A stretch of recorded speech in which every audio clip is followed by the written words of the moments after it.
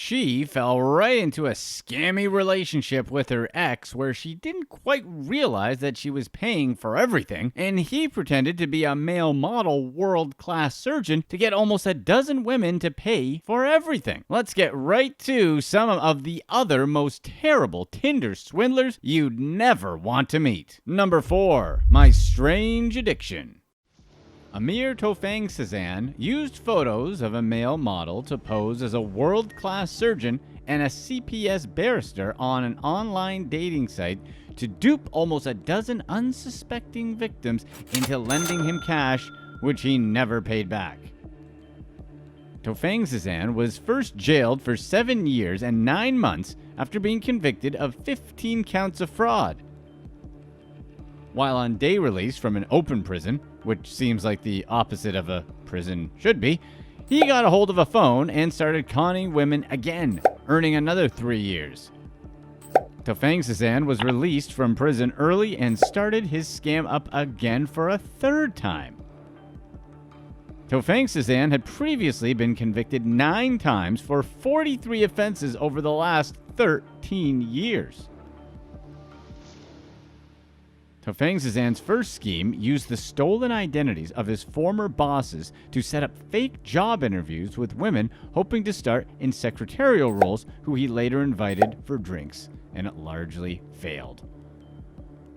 Tofangsazan did trick one dating app victim into having relations with him by convincing her that he was a friend of the man she was seeing. And he claimed that his friend's ultimate fantasy was to see her be with other men, namely him. And that's exactly what she did. Later, while serving time in West Sussex, Tofangsazan got a hold of a phone on day release and managed to con 3 more people into giving him money. Tofangsazan was sentenced to an additional 3 years and was slapped with a criminal behavior order, CBO, banning him from using any online dating services.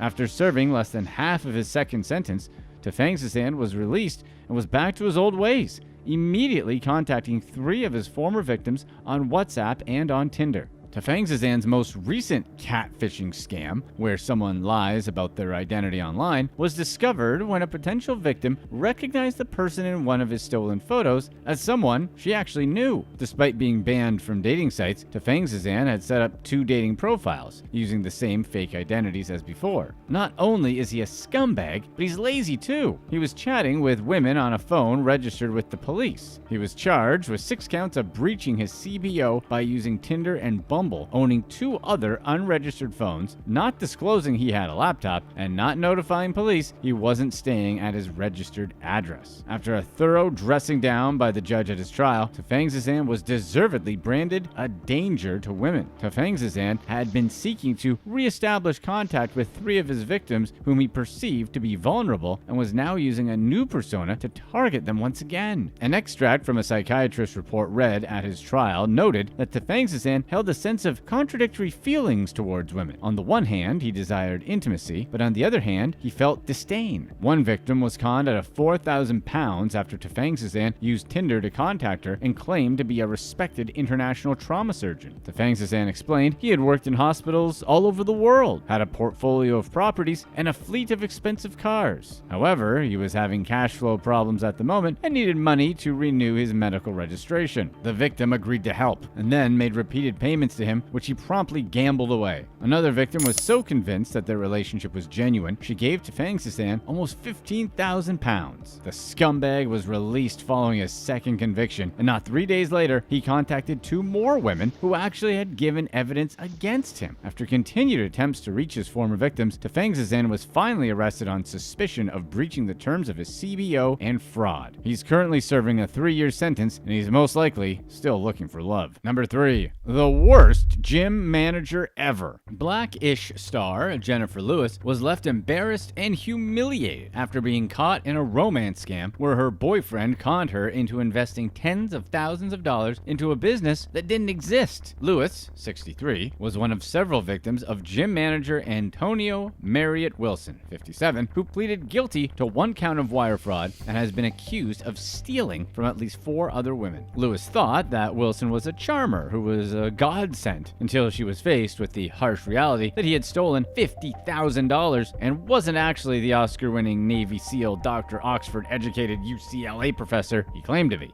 We know, we're shocked too. Antonio Wilson, aka Dr. Tony Marriott, aka Bryce Carrington, names that sound like they were lifted from a soap opera, had convinced Lewis and 3 other women to invest in his fake sound design business, Ultimate FX, and his fake software company, Second Life. He had met 3 of his victims on Bumble, a Tinder-like dating app, and Lewis, who plays Ruby on the ABC sitcom Blackish, he met at the gym. Lewis found Wilson charming and handsome, and that he graduated from Oxford University, as well as being an ex-Navy SEAL, and was a professor at UCLA, was just gravy on top. All Lewis could think was that this man was sent to her from above, never once considering that he was too good to be true. Shortly into their romance, Wilson persuaded Lewis to invest over $50,000 in a film industry project. Apparently, our Oxford-educated ex-Navy SEAL professor was also an Oscar-winning sound editor. And never mind the fact he was working as a front desk manager at a health club. It's good to have a side gig. It wasn't until Lewis's friend got suspicious and started digging that his con was exposed. Lewis's friend discovered that Wilson had once lived under the name Bryce Carrington and lived in Pleasanton, California, where he purchased a lavish $2.7 million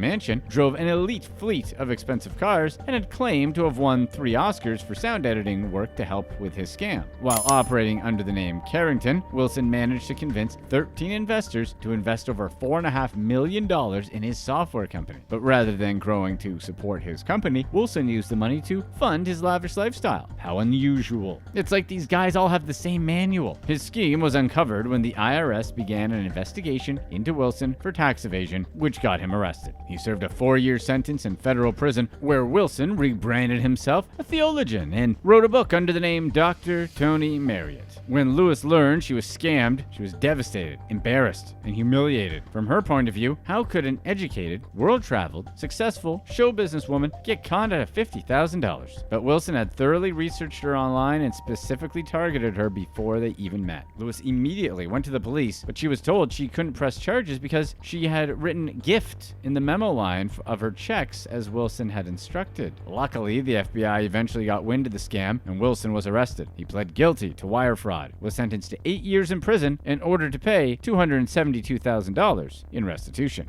Number 2. Full of hot air. Richard Dexter of Highland Terrace, Southsea, UK, was on Tinder claiming he was a successful businessman selling biopharma technology and was worth £6.8 million.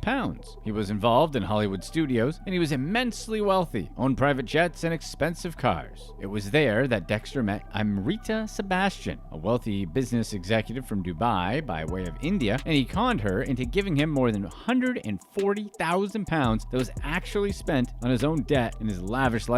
Dexter met Sebastian on the dating app in 2015 and had shared intimate information in order to gain her confidence and constantly bragged about his immense wealth. At one point in his outrageous brags, he mocked his friends. "I am 32. Most of my friends did college and uni. All of them have debts and worries and all earn £40,000 to £60,000. I bought a hot air balloon yesterday just because I could." You know, the normal type of thing you'd say about your friends when they have financial issues. Dexter first conned Sebastian out of £40,000 in 2015 when he said he had purchased a patent for a piece of scientific equipment called a bioreactor paddle. Then later boasted of being on the verge of a £12 million leasing deal with 3M, but needed £68,000 investment up front. Dexter claimed the deal was worth £3.6 million and that Sebastian could benefit from 50% of this, and also promised Sebastian he would pay her £100,000 as interest over the course of 15 months. Dexter continued to ask Sebastian for more money to cover administration and legal fees, including when she was extremely ill in the hospital, until she had invested £141,500. Sebastian began to realize Dexter wasn't all who he said he was, but felt trapped into giving him money with the hope this would protect her investments. Eventually, she went to the police. During his trial, Dexter claimed the money went to his general day-to-day living and clearing a debt of £35,000. But it was also revealed that he had paid £15,000 to a classic car company, so he must have meant high-end day-to-day day-to-day living. Dexter pretended to cry in court, claiming how deeply remorseful he was for his actions, but never reached out to Sebastian to apologize because he just couldn't bring himself to do it. The judge, thankfully, didn't buy it. Dexter was sentenced to 4.5 years and said that he had £200,000 and 3 cryptocurrencies to pay back his victim. In sentencing, Dexter's judge aptly stated that there was little sign of any remorse. He claimed that Dexter never spared a thought for her despite knowing about the state of her health, and he also continued to take her money without any hesitation. Number 1. BRYAN understands.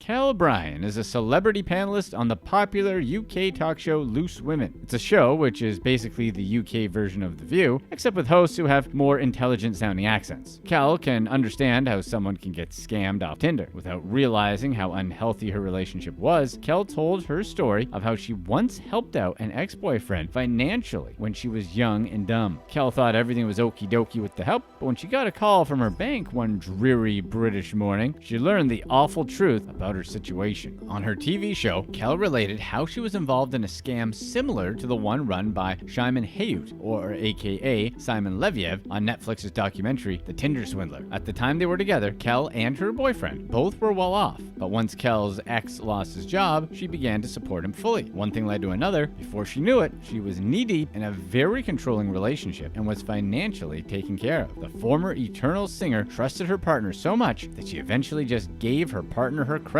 card because she didn't want him to feel emasculated by having to ask her for money. KELLE was only made aware of the financial situation when she received a call from the bank to question some transactions. When the bank calls you, it's never a friendly call to tell you that there was an error in your favor and you get to collect $200. That only happens in Monopoly. And don't sit near the bank and grab an extra $100 when no one's looking, because that's, cheating. KELLE's bank, predictably, was calling her because her beau had been excessively spending, to the point that he was literally buying cars. KELLE felt that at the time she was making the right decision to support this person she loved, but with how deeply controlling the relationship was, she didn't feel like she was making clear decisions. Unfortunately, hindsight is the sight with the clearest view. KELLE was so humiliated by her ordeal that she never told her parents or even pursued recouping her huge financial losses with her bank. KELLE learned that the greatest crimes are often not committed not from giving in miles, but giving in inches. In the end, all KELLE was left with was embarrassment and a broken heart. Click to watch one of these next videos. Let us know in the comments section if you knew that a friend of yours was dating a scammer and they seem happy to give them money. Would you confront your friend about it or not?